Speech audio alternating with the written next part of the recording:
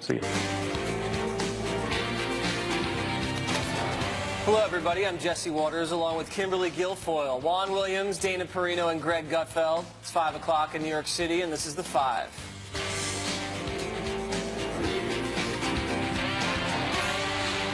Busy Friday. President Trump firing up his base today with a rousing speech at CPAC outside Washington, D.C. He addressed a number of pressing issues, including the crisis in our schools, North Korea, and also the upcoming elections, hoping to motivate the crowd not to be complacent about the midterms. Historically, if you win the presidency, you don't do well 2 years later. And you know what? We can't let that happen. Don't be complacent, because if they get in, they will repeal your tax cuts. They will put judges in that you wouldn't believe. They'll take away your Second Amendment, which we will never allow to happen. They'll take away your Second Amendment. They will take away those massive tax cuts, and they will take away your Second Amendment. The Senate Democrats and the House Democrats have totally abandoned DACA. They don't even talk to me about it. They have totally abandoned. You know, we get the reputation like DACA. It's not Republican. Don't worry, you're getting the wall. Don't worry, okay? I heard some. Getting the wall. There was, of course, lots of trademark Trump flash as well. All those horrible people back there, they're going to support me. You know why? Because if somebody else won, their ratings would go down. They'd all be out of business. My administration, I think, has had the most successful first year in the history of the presidency. I really believe that. We have a very, very crooked media.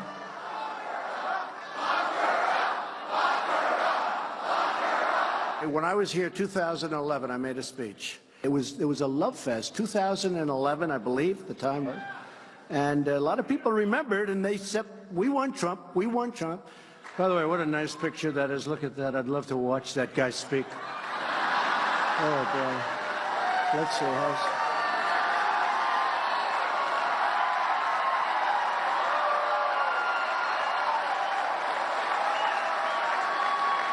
I try like hell to hide that bald spot, folks. I work harder. Doesn't look bad. Hey, we're hanging in. We're hanging in. We're hanging in. I thought, Greg, that was the best moment. It's so self-deprecating for someone that's pretty, I wouldn't say vain, but is very involved with his hair. He loves his hair, and to make that point, I thought it was pretty funny. Yes, I mean, I don't know if this is recent, but he's really good at taking the slings and the arrows and turning them into armor.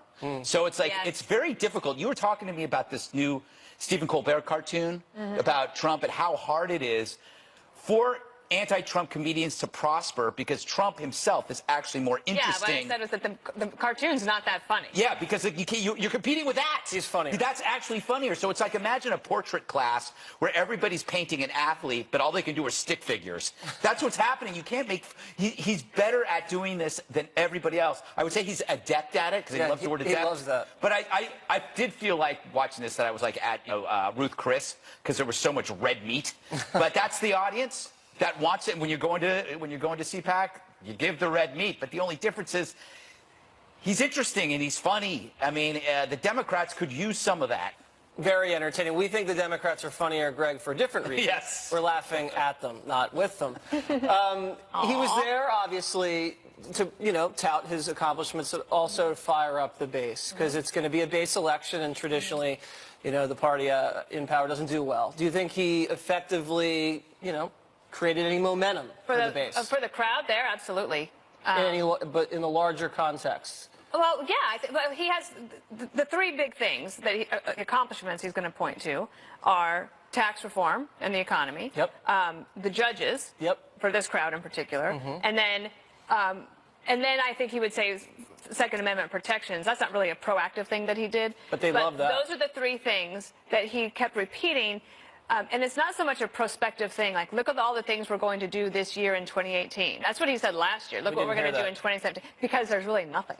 that they're really going to be able to get done. I don't think immigration is going to get done. And I just saw John Cornyn has just put out a statement saying he does not agree with the president on raising the age of the weapons to 21, of getting a weapon to 21. And so you already see that peeling off in the Senate. So the prospective things aren't going to work. Right. But telling that crowd that if the Democrats win, they're going to take away the tax cuts. They're going to try to take away the judges that you have, and they're going to try to repeal the Second Amendment. Wow. So you better go out there and vote.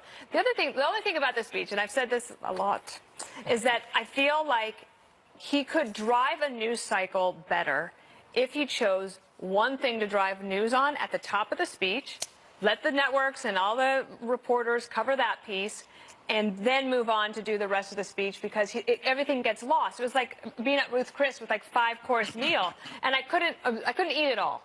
So, and the big news, I think, what you would say was the North Korea sanctions that he left to the very end. I almost think he might have even forgotten he was going to break the North Korea sanction news, because there was so much other stuff. And he also spoke to reporters before he even got to the event. And I see what you mean about diluting the message. Juan, what was the most offensive part of the speech? 7 years to go. You know, for an old man, you know, you're risking a heart attack, President. You gonna make it? 7 years. Oh, my God. That's what he said. 7 years to go. The CPAC audience went wild. Yeah. So this was a rally. That's what I thought it was going to be, and I think his staff thought it was going to be something about increasing sanctions on North Korea. As you say, he's kind of got to it at the very end, but as an afterthought. He was far more interested in, to pick up on the steakhouse analogy, of throwing out the chunks of red meat everywhere he turned. I was surprised that he was throwing out chunks, though, that had to do with things like Democrats abandoned DACA. I'm the one who cared. Wow. Wait a minute. He's the one who ended DACA and set this March deadline. Now he finds himself in a situation, the deadline's approaching, and he's got nothing, and the Democrats are willing to take a risk. I hope they're having a little more spine than they did last time when Schumer backed out on that budget deal. And then this business about lock her up. Jesse, it just seems to me like, you know, what would you say, Greg? That's a 1970s hit? You know what I mean? We've been through that.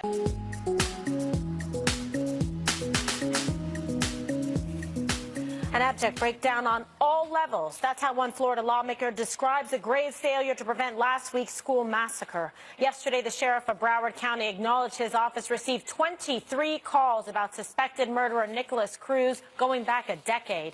The FBI, of course, failed to properly investigate 2 tips it received. And on top of it all, we've just learned the armed deputy sheriff at the school that day did not enter the building to engage the shooter. Instead, he stood outside as students and staff members were gunned down inside. Scott Peterson was suspended without pay and placed under investigation, and then chose to resign. Here's Sheriff Israel. Scott Peterson, was he there when the shooter was still inside the building? Yes, he was. And so what should he have done? Went in, addressed the killer, killed the killer. How much time went by that he did not go in, that he could have gone in? Minutes. I think it was upwards. I think he remained outside for upwards of 4 minutes. What would you say to the family? Devastated, sick to my stomach. There are no words. President Trump also had words about that officer today. He's trained his whole life. There's an example. But when it came time to get in there and do something, he didn't have the courage, or something happened. He heard it right at the beginning. So he certainly did a poor job. But that's a case where somebody was outside, they're trained, they didn't react properly under pressure, or they were cowards. It was a real shot to the police department.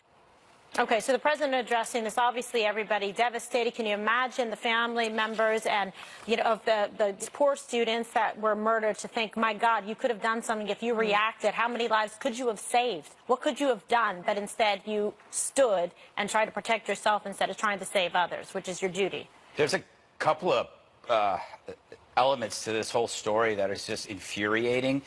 And it makes me infuriated at Sheriff Israel, because he said there are no words, but when he was up at that town hall, he had a lot of words for Dana Lash. There were 18 calls from people about this guy. There were nearly 40 home visits. There were 2 tips to the FBI. You find out that this Scott Peterson actually had warnings passed on to him about this madman before this. the FBI tip was pretty incredible, said the guy was going to explode.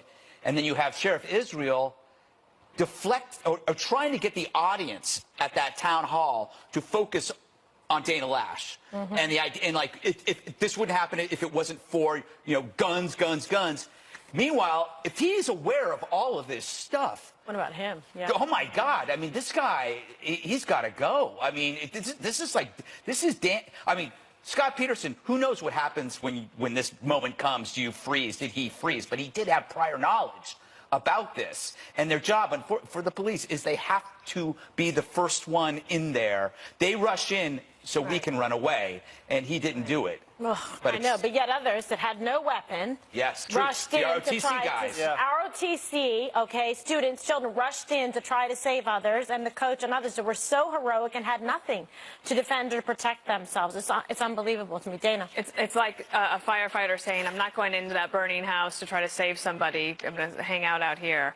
The thing also that bothers me about that sheriff is that I didn't say anything on the day publicly, but he was so infuriating about and off-putting, thanking all of the first responders, and he went through all of them. And you did such a good job, and you did such a good job. And every single press conference for 3 days was about how great everybody else had done. In the meantime, whether they didn't know about this until recently or they were trying to cover it up, it is so devastating to families. Just that point, I think it was Jake Tapper tweeted some information that they deliberately ignored the people that actually got there first. It was another county of officers.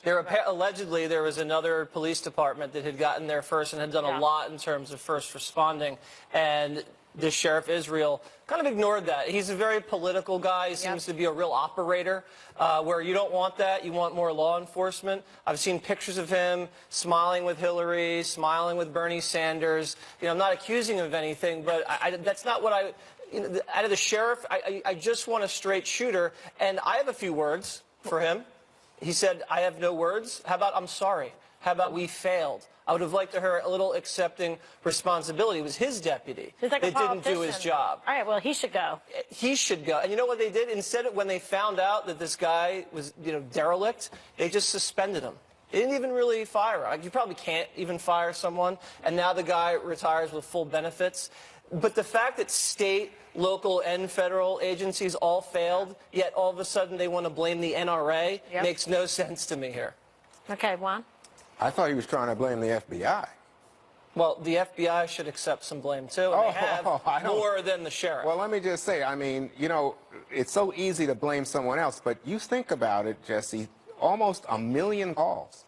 1 million calls, and they've got to pick, you know, the needle out of that haystack. That can be difficult, especially when you're dealing with laws. Now, in Florida, today, a lot of discussion about the so-called Baker Act, which allows you to involuntarily take somebody and commit them because you see them as a danger to themselves or a danger to others. Well, apparently, psychiatric officials had contact with this young man, but couldn't pass that threshold. And that threshold can be pretty tough. And I would think that conservatives would say, yeah, we don't want people just somehow bad-mouthing us or saying stuff about us and taking away either our guns or our liberty. I would think those people that evaluated him are probably feeling pretty bad about that right now. I don't know. I think, though, that on the guns part, I think back to Columbine, I think to Aurora, I think to what the president's saying today in light of what happened with the guard here in Parkland. In every case, there was an armed guard. It didn't stop anything. That's... Not in Aurora. Aurora was a gun-free zone, but I think it's going to be hard politically for liberals to watch if Donald Trump outflanks them on this issue and actually comes up with the practical solutions that they claimed that they wanted but haven't put through. Well, some bad news for Kim Jong-un today. Breaking North Korea developments next. Stay with us.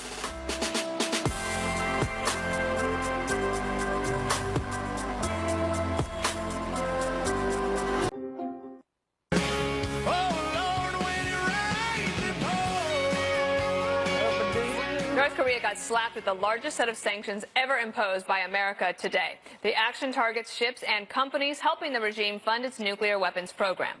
If the sanctions don't work, we'll have to go phase 2. And phase 2 may be a very rough thing, may be very, very unfortunate for the world. But hopefully the sanctions will work. We have tremendous support all around the world for what we're doing. It really is a rogue nation. If we can make a deal, it'll be a great thing. And if we can't, something will have to happen.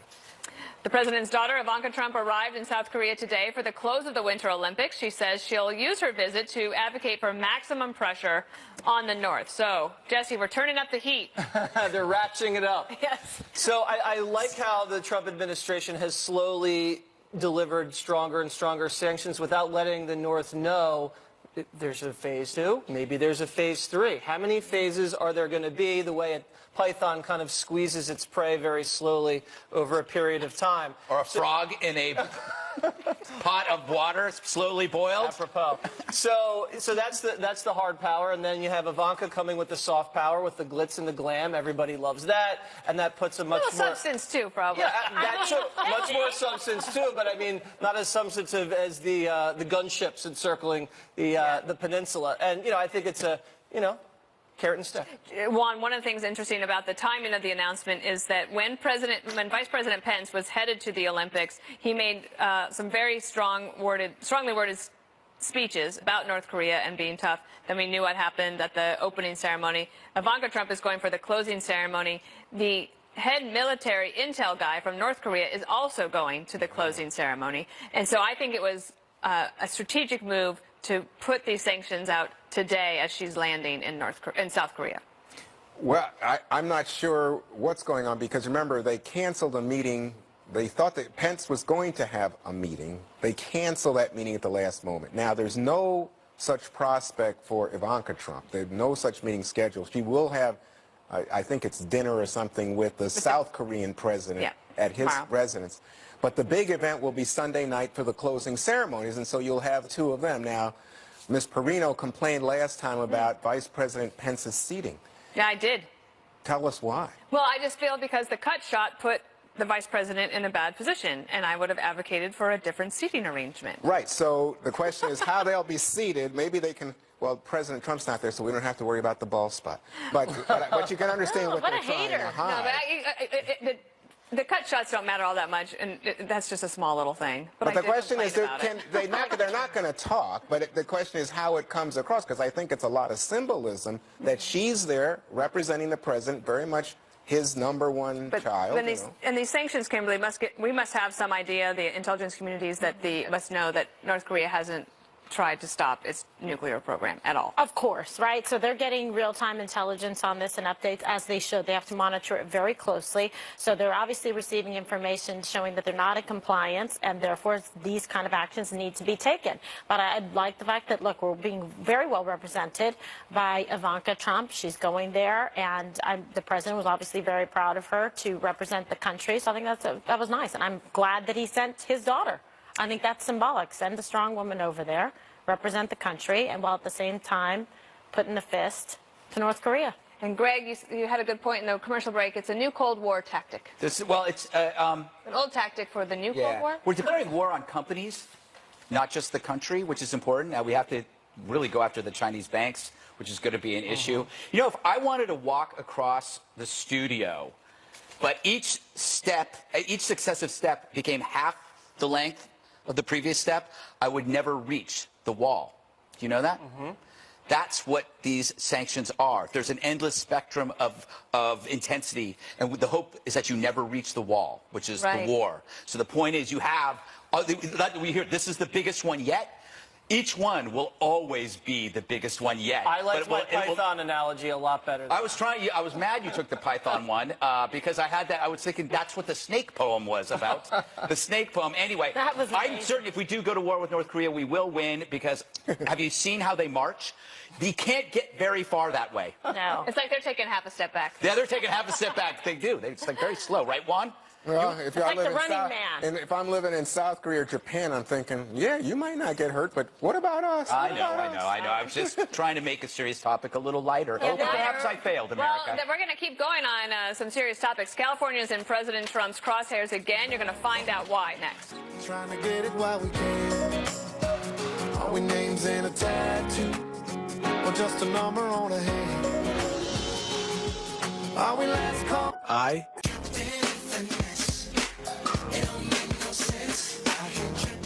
Welcome back. California just got another lashing from President Trump for failing to help the feds curb illegal immigration. And now he has a new warning for the state. Frankly, it's a disgrace. The sanctuary city situation, the protection of these horrible criminals, because you're working on it. And the protection of these horrible criminals in California and other places, but in California, that if we ever pulled our ice out, if we ever said, hey, let California alone, let them figure it out for themselves, in 2 months they'd be begging for us to come back. They would be begging. And you know what? I'm thinking about doing it. Democrat Dianne Feinstein fired back, saying the president's obsession with California is growing more outrageous by the day. She says his attacks are, quote, patently false. Kimberly? Yeah, I mean, I think it's kind of funny. Oh. Is that bad? Well, no, but what's Well, no, because, he gets upset about this. If he doesn't because California, a lot of the politicians, they are very aggressive against him. They want to sue him about the wall on environmental reasons. They're upset because they feel that they don't like his immigration policy. This is essentially the birthplace, the capital of sanctuary cities, right, with San Francisco and the crimes that have happened. So they're a state that's very vocal and critical about the president, his policies, what he's been able to accomplish and what he is intending to accomplish, like building the wall. So because of that, they get his focus and attention. So he says things like that perhaps are not, something that you would like to hear, but this is his personality. This is who he is. Wow, that was interesting. You mean you don't totally agree? Well, I didn't say that. I'm explaining to you where he's coming from based on the relationship, which is a little bit complicated and has not been quite receptive. It's not his state. So should Chicago and Philly be on watch for Trump payback? It's possible. I don't think it's an empty threat, but you could hear the anger in his voice. He's very frustrated with California and the Trump administration on a collision course. Yeah. We're going to get a crash course in federalism if this continues. They've gone after him, as you said, on environmental, on illegal immigration, on judges. They've been smacking down. I think his travel ban a few times. So yeah, Ninth Circuit. It makes for entertaining, discourse. But at the same time, California's been totally mismanaged by liberals. They've been run by liberals for decades. They're broke. There's a very high crime rate. Homeless population's out of control. A lot of dependence on the government there. All they have is weather, great food, and great landscapes. So to make California out to be this paragon of virtue, it's just not true. Someone else should come in and take charge there because, I mean, if it keeps going the way it's going, we might not have a lot of the beautiful parts of California anymore. But just a quick question. We're short on time, but Silicon Valley, Hollywood, that's amazing parts of California, Juan, but not everybody lives like Hollywood and Silicon Valley. No, I'm just saying, that's pretty successful. I agree, but doesn't define the state. Pretty amazing to me. But anyway, so Dana, Jerry Brown, the current governor of California, signed a California Values Act that forbids local authorities from asking about immigration status. This was back in December. So it would seem like that the president is putting it to Jerry Brown. I'm going to take away your ICE agents or you undo that law. Right. And so even if the president is just spitballing ideas, he's later told by his chief counsel, actually, sir, you're not allowed to do that. It doesn't necessarily matter because from a communication standpoint, he is trying to make his case. And so he can constantly go back and say, I would have taken them out of there. They deserved it, but I got to keep them in. So it becomes a rhetorical device in a way, but it does send a pretty strong message, and other states will probably take a second look and want to back away from the hot stove. So we got two California people on this panel. One of them is Greg Gutfeld. That's correct. Thank you, Juan, for noticing that. This is obviously sales tactic. Every option's on the table. We've seen this before. Remember when he asked, why can't we use nukes? Remember that? What's the problem with using nukes? And why can't we build a wall? Is that true? No, but this is what he really said. You brought up California. As a Californian, it's depressing to me because I loved growing up there. It was the best. Probably the best time to live in California was during the 70s. It was fantastic. It was just, it was great. It was cheap. Now it's not. I can't live there. But now it's in a crappy... Yeah, you can't afford it. New York is really inexpensive. Yes, exactly. Move to a cheaper place. California is in a crappy situation, literally. San Francisco, I believe, spent something like $30 million cleaning up homeless feces and syringes. That wasn't like that when I was first there. Exactly. Here's the thing. You ever watch that show called My 600-Pound Life? asks about really Wife or life? Life. California is that person. It's too big to move. So everyone else is moving. Everyone's leaving. And by the way, you did bring up Silicon Valley and Hollywood. You're talking about the ultimate example in economic inequality. Stockton right now is going to enact a universal base income because people, they don't know how to deal with people not having jobs. Meanwhile, Silicon Valley is the richest place on earth. Something's wrong there, man. All right. Well, Facebook Friday with the man who contains clear liquids in his unicorn cup when the 5 returns. That's Cinnamon crunchy, fun to eat, an abracadabra breakfast treat. Appley Sweet Kellogg's Apple Jacks. Yes. Love those. Those are fantastic. And so is Facebook Friday. It really is fantastic. Let's go to the first question. Why waste time? Nancy L. asks, what is the most kind thing someone has done for you that you will never forget? Ooh, a good, meaningful question. Dana? That's kind of hard. Like, because you think of your parents have done things. Okay, I think that when President Bush surprised me with a portrait of Jasper as a puppy, it became my most favorite possession. There you go. The only thing I don't really care. I'm not very sentimental about many things, but that thing I really care That's a good thing, Jesse. I can't really say it on TV, so I'm going to say something else. I got into a little bit of a car situation when I was in high school, and my dad swooped in and then told the cops that he was driving. Oh, so that was, I could have been in a lot of trouble. I could have been in a lot of trouble. You just got your dad in trouble right now. There's no statute of limitations in New York. It wasn't in New York. Okay. All right, I'm going to do a search. One. I think the one thing that stands out in my mind is I once had an editor who used to just ride me. Come on, keep it clean. And believe me, this was just, when I say ride, I mean like, you can do better, come on. And then one day he said, you could be an astronaut. What are you doing? And I remember thinking, that's a wake-up call. Yeah. Just take advantage. Tough bosses are good. I've always said that, Kimberly. You usually are spaced out one. Yes, indeed. Kimberly. So I don't know. I mean, I'm trying to think of something really, really, really, really good. But I don't know that I have something really, really good. But like thoughtful acts in general? Yeah, somebody who was very kind to you that you'll never forget. Like a short talk show host who might have lent you some food when you were hungry. So Dana. Not you, Greg. But I think of nice things. You know what I thought of right away? But I think it's because I've been super into them and missing them. Like when Dana would give me little presents, like my chocolate. Oh, the Edward Mark chocolate. Yes, the salted caramels, and just for no reason. And then he gave me the, the little things. All right, the kindest thing was when Kimberly friend told me Stephanie. yesterday that the producers are scared of me. So then I go upstairs and I ask my staff for the GG show, have you ever heard anybody say anything like that? And then my producer said, well, one of the producers from The Five described you as very difficult and used the D word. Whoa. Diva. Diva. Yes. This is becoming the worst. No, this is interesting because I never... This is a whole side of this I'd never, like me? Is this the kindest thing that someone's ever done? No, because now I'm like going, okay, am I difficult? Wait, you don't know you're difficult? Wait, you don't know that you Is this an act? Wait, No, so it I'm was... the easiest person in the world. No, you're not. You're totally insane. You're also very quirky. You also have a lot of issues with your, gastrointestinal and hypochondria. Wait, a diva is somebody who demands things. I just want to do things, right? There's a difference. Greg. No, Greg. Are you kidding right now? No, I Why swear do to you God. think- why do you You don't know think you're everybody difficult? busted out? How, Rocky what was like, this was wow, all going back to the fact that I do one more thing, Okay, but I do them faster than you guys do your one. No, but you do it Greg. regularly. More than that. And they're afraid to stand up to you to go, hey. Well, you can't fault him on Basta. self-awareness. That's why Next everyone's question. like, oh my gosh. I'm never going to forget this. It was very helpful to know what people think about you. That's all I'm saying. So I was Okay. actually the thoughtful one for you by pointing out your... This is from Sandy M. Having never been to New York City, what is the one thing you would advise a first-time tourist to do? Oh, that's so tempting. All right, Kimberly.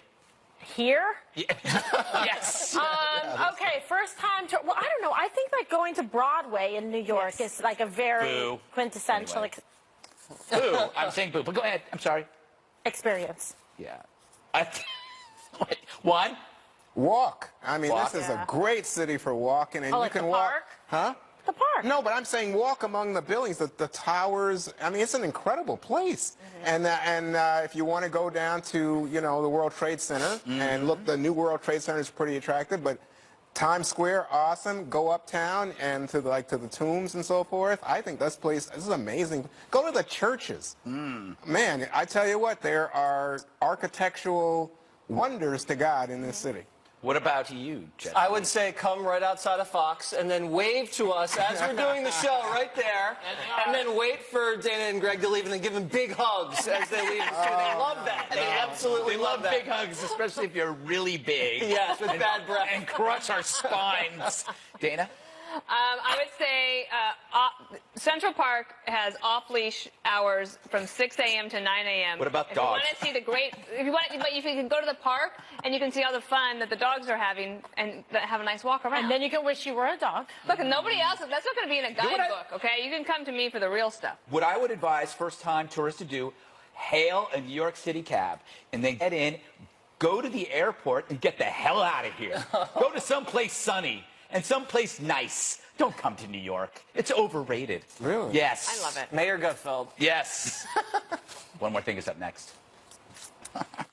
Milky Way bar, wherever you are. Real milk chocolate. Chewy caramel. Luscious. I respect the producers when they say one more thing. I actually You're do one so more low thing. maintenance. You guys go so slow. You know what? That's very good of you. Thank you. All right, talk about a Hail Mary. You know I love sports. Well, here's the headmaster of a Catholic school dressed in his cassock about to perform a basketball miracle. Take a look.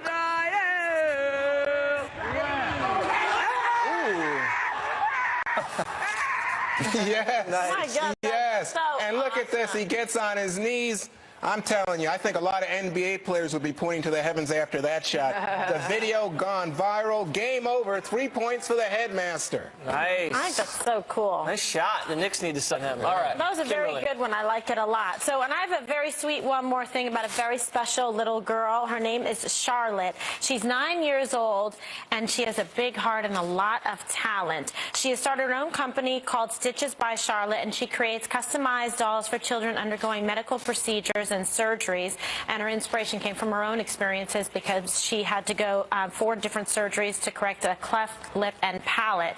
She has online crowdfunding, and it's already raised generally about $50,000, and she's very grateful for every cent because it means she can bring more smiles and comfort to young patients when they need it most going through these procedures. So God bless her. I think it's just very, very sweet what she's doing. Charlotte Gold is her name.